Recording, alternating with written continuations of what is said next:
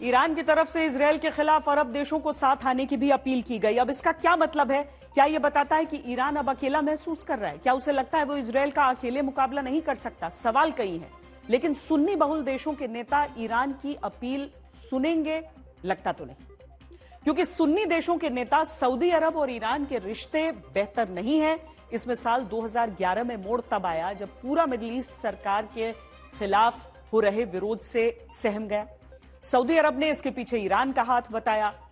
Syria में हुए गृह युद्ध में भी सऊदी अरब और ईरान आमने सामने आ गए। शिया सरकार असद के समर्थन में ईरान था, तो असद का विरोध कर रहे सुन्नी ग्रुप के पीछे सऊदी अरब था। इसके बाद साल 2015 में यमन युद्ध में हूती के पीछे ईरान खड़ा था, तो अंतर्राष्ट्रीय गठबंधन का नेतृत्व सऊदी अरब कर रहा था। 2015 में मक्का में भगदड़ हुई, 1000 श्रद्धालुओं की मौत हुई, जिसमें 400 ईरानी थे। ईरान ने सऊदी सरकार को इसके लिए जिम्मेदार बताया, जिसके बाद सऊदी अरब ने ईरान से रिश्ते तोड़ लिए। साल 2017 में सऊदी अरब के रियाद में हमला हुआ। हूती विद्रोहियों ने हमला किया, जिसके लिए ईरान में बनी मिसाइल का इस्तेमाल हुआ। सऊदी अरब ने इसे अपने देश पर हमला कहा। इसके बावजूद हमले नहीं रुके। इसके 2 साल बाद सऊदी अरब की तेल रिफाइनरी तबाह हो गई। सऊदी अरब ने इसके लिए ईरान को जिम्मेदार बताया। 2020 में कासिम सुलेमानी की मौत के बाद सऊदी अरब की सरकारी मीडिया ने जश्न मनाया, जिसने दोनों देशों के रिश्ते और खराब कर दिए। साल 2021 में रिश्तों में गर्माहट आई, ईरान के सुर नरम हुए और ईरान की पहल पर सऊदी अरब में बातचीत हुई। सऊदी अरब ईरान में राजनयिक रिश्ते बहाल हुए और अब ईरान चाहता है कि इजरायल के खिलाफ युद्ध में सुन्नी देश उसका साथ दे।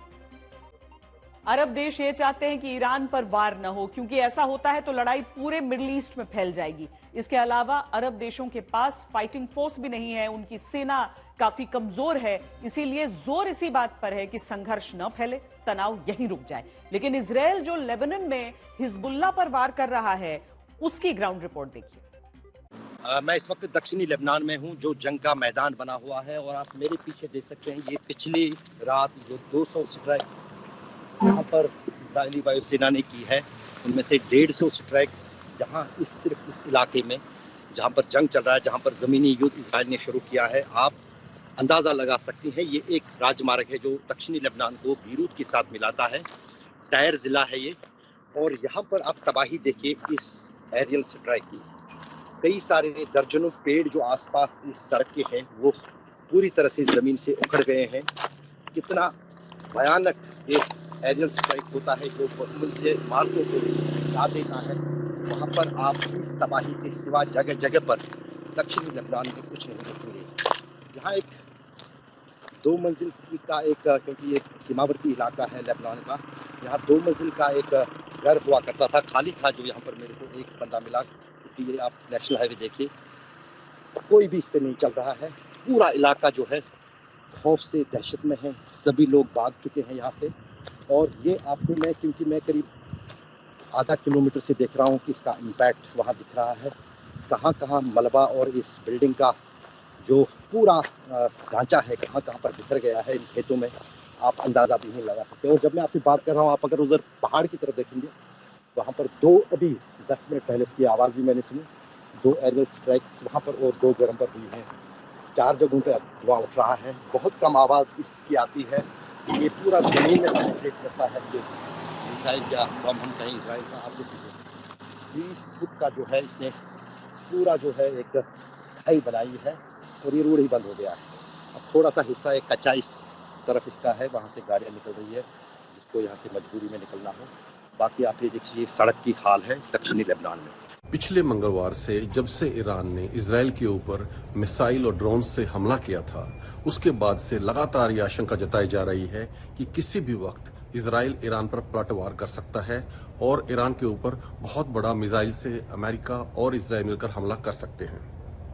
उससे ये प्रतीत होता था जैसे जिंदगी पूरी तरह से अस्त व्यस्त हो जाएगी ईरान के अंदर, लेकिन जो मैंने देखा है यहाँ आसपास, उससे ये प्रतीत होता है कि जिंदगी बिल्कुल सामान्य है, ट्रैफिक बिल्कुल नॉर्मल चल रहा है, जहाज़ों की आवाजाही भी बिल्कुल नॉर्मल है, एयर स्पेस खुला हुआ है, लोग अपने नॉर्मल रूटीन पर लगातार जा रहे हैं। तो किसी भी तरह से आमतौर पर देखने से ये नहीं लगता कि यहाँ किसी प्रकार का कोई तनाव है या युद्ध की आशंका है, लेकिन लोगों के मन में एक तनाव है और आप इसको महसूस कर सकते हैं। सिक्योरिटी अरेंजमेंट बहुत टाइट हैं, सिक्योरिटी एजेंसी पूरी तरह से चौकन्नी है और जब आम ईरानी लोगों से बात की मैंने, तो मैंने कहीं ना कहीं ये पाया कि उनके अंदर ये कॉन्फिडेंस भी है कि अगर इसराइल ने कुछ कोशिश की इस तरह की हमला करने की ईरान के ऊपर, तो जो जवाब ईरान बदले में देगा उससे इसराइल पूरी तरह से खत्म हो जाएगा। उनका ये मानना है कि अगर इसराइल ने कोई बड़ा हमला किया ईरान के ऊपर, तो ईरान का जो पलटवार होगा उससे इसराइल इस धरती से पूरी तरह से मिट जाएगा।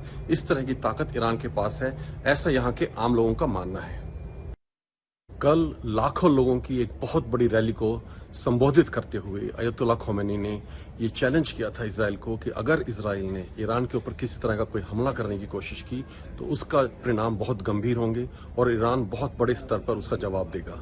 पर क्या एक्चुअली ईरान ऐसा कर सकता है? क्या ईरान इसराइल और अमेरिका की कंबाइंड माइट को फेस कर सकता है? क्योंकि अगर इसराइल फुल फ्लेजेड हमला करता है तो अमेरिका उस हमले में 100% शामिल होगा, और अगर ये होता है तो क्या ईरान इसका मुकाबला कर पाएगा? ये कहना बहुत मुश्किल है, क्योंकि जिस तरह के हथियार ईरान के पास है, कितनी संख्या में है, ये कोई नहीं जानता। ईरान का लगातार दावा रहा है कि उसके पास बहुत ही आधुनिक हाइपरसोनिक वेपन्स हैं जिनका वो इस्तेमाल अगर करता है तो कोई भी एयर डिफेंस उन्हें नहीं रोक पाएगी। और अगर ये होगा तो क्या ईरान ये साबित कर पाएगा, ये आने वाला वक्त ही बताएगा। लेकिन जिस तरह कॉन्फिडेंस अयतुल्ला खोमेनी ने दिखाया है, उससे लगता है कि ईरान तैयार है किसी भी हमले से जो इजराइल या अमेरिका की तरफ से उसके ऊपर आ सकते हैं। ईरान की राजधानी तेहरान से आज तक के लिए राजेश पवार। खामेनेई दुनिया भर के मुसलमानों से और खासकर जो मिडिल ईस्ट के मुसलमान हैं उनसे कहते हैं कि एकजुट हो जाना चाहिए इस लड़ाई के लिए। लेकिन इस अपील के पीछे या तो वो याद नहीं कर रहे हैं कि शिया सुन्नी की एक दरार भी एक हकीकत है, या फिर वो इसी दरार से डर रहे हैं और चाह रहे हैं कि सब एकजुट हो जाएं। अब अगर हम मध्य पूर्व के इन देशों को देखें तो यहां पर मुस्लिमों के जो सुन्नी मुसलमानों के दबदबे वाले देशों पर भी हम नजर डालेंगे। जहां तक ईरान का सवाल हो जाता है तो सीधे तौर पर समझ लीजिए कि वहां पर सुन्नी मुसलमान लगभग 5 से 20% ही आप कहेंगे।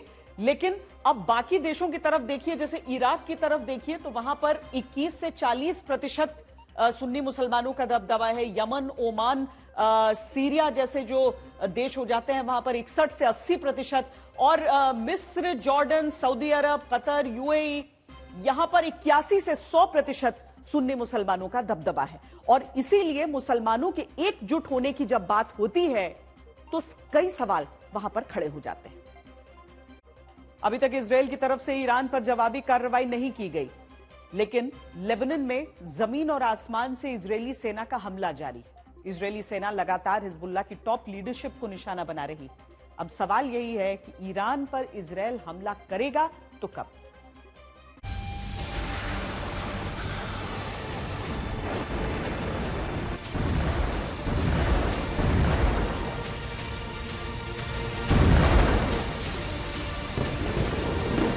ईरान के खिलाफ इजराइल का अगला कदम क्या होगा?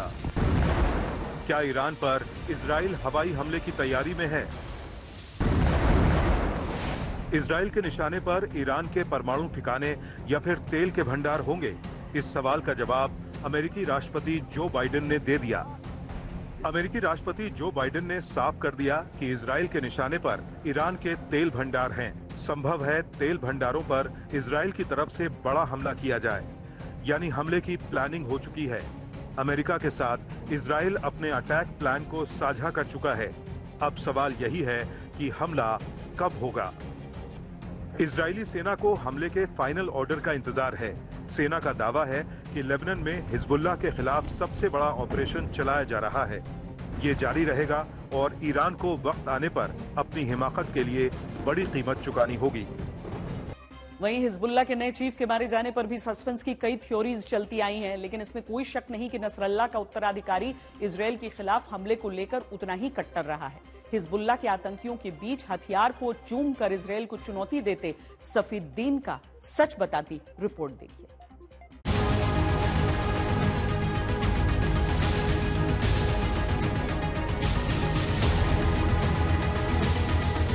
हिजबुल्लाह ने कुछ इस तरह की थी नसरल्लाह के उत्तराधिकारी की ताजपोशी।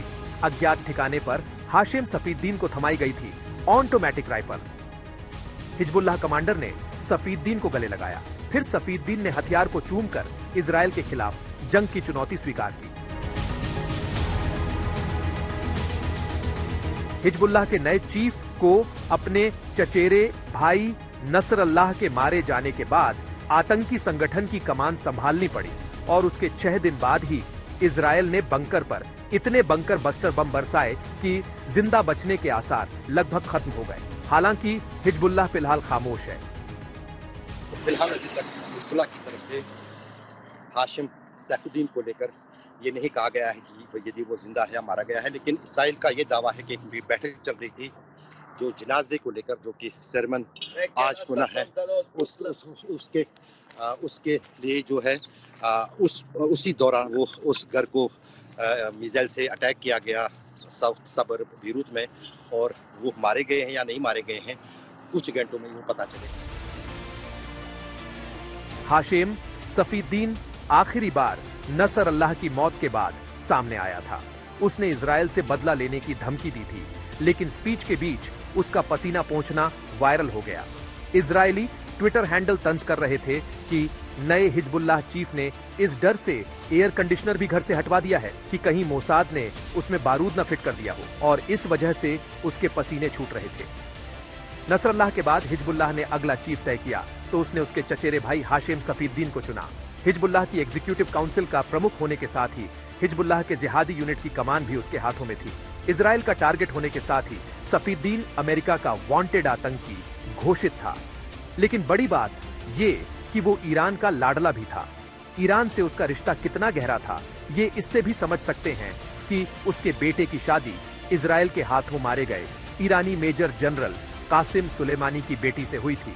ऐसे में उसकी मौत की पुष्टि हो जाती है तो ये ईरान के लिए दूसरा बड़ा झटका होगी, और शायद ईरान पर पलटवार के बदले इजराइल ने उसे बेरूत में बड़ी चोट देने की रणनीति पर काम किया है।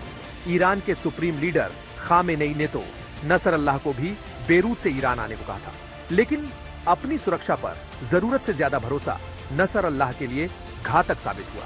इजराइल ने अपने बंकर बस्टर बमों से नसरल्लाह को उसके बंकर में भी धुएं से दम घोंटकर मार डाला। अशरफ वाणी, बेरूत, आज तक। ईरान ने पहले इजराइल पर मिसाइल अटैक किया और फिर ईरान के सुप्रीम कमांडर ने इजराइल के खिलाफ सीधी जंग का ऐलान कर दिया। यानी हिजबुल्लाह चीफ नसरल्लाह की मौत का बदला लेने के लिए ईरान किसी भी हद तक जाने को तैयार है। भले ही इजराइल और ईरान आज एक दूसरे के जानी दुश्मन हैं, दोनों मुल्कों के बीच जबरदस्त तनाव है, लेकिन एक जमाने में ईरान और इजराइल दोस्त हुआ करते थे।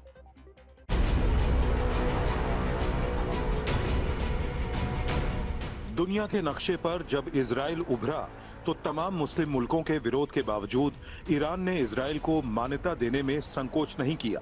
दोनों मुल्कों के बीच करीब 3 दशकों तक अच्छे रिश्ते रहे, लेकिन ईरान में हुई इस्लामिक क्रांति ने ईरान और इजराइल की दोस्ती को दुश्मनी में बदल दिया। कभी अच्छे दोस्त रहे ईरान और इजराइल एक दूसरे के दुश्मन बन गए। आज नौबत मिसाइल अटैक तक पहुंच गई। हम आपको तारीखों के जरिए समझाते हैं कि कैसे इजराइल और ईरान की दोस्ती दुश्मनी में बदल गई। साल 1948 तुर्की के बाद ईरान दूसरा मुल्क था जिसने इजराइल को मान्यता दी। साल 1968 ईरान और इजराइल के बीच तेल को लेकर समझौता हुआ। ईरान से लेकर इजराइल तक तेल की पाइपलाइन शुरू हुई। दोनों मुल्कों के बीच कारोबारी रिश्ता मजबूत हुआ। साल 1979 ईरान में इस्लामिक क्रांति हुई, नई सत्ता आई और यहीं से दोनों मुल्कों के रिश्तों में कड़वाहट आने लगी। नई सत्ता आने के बाद दोनों मुल्कों के बीच रिश्ते खत्म हो गए। साल 1982 फिलिस्तीन और इजराइल विवाद के बीच हमास का गठन हुआ। ईरान ने हमास का समर्थन करके इजराइल से सीधी दुश्मनी मोल ली। यहीं से इजराइल के खिलाफ ईरान ने प्रॉक्सी ग्रुप्स के जरिए युद्ध छेड़ दिया। साल 2023 हमास और इजराइल के बीच युद्ध के दौरान ईरान ने इजराइल के खिलाफ तमाम आतंकी संगठनों की मदद की, हथियार सप्लाई किए। साल 2024 पहले ईरानी दूतावास पर हमला, फिर हिजबुल्लाह प्रमुख की मौत के बाद दोनों देशों के बीच सीधी जंग छिड़ गई।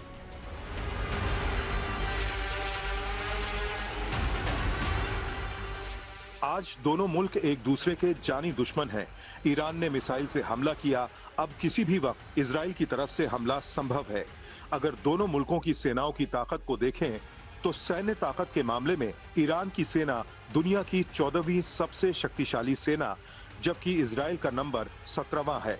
अगर बात रक्षा बजट की करें तो ईरान का रक्षा बजट 995 करोड़ डॉलर है, जबकि इजराइल का 2440 करोड़ डॉलर है। वहीं सैनिकों की बात करें तो ईरान में करीब 6 लाख एक्टिव सैनिक हैं, जबकि इजराइल के पास सिर्फ 1,70,000। अगर बात एयरफोर्स की करें तो ईरान के पास कुल 186 लड़ाकू विमान हैं, जबकि इजराइल के 241 लड़ाकू विमान हैं। टैंक की बात करें तो ईरान के पास 1996, जबकि इजराइल के पास 1370 टैंक हैं।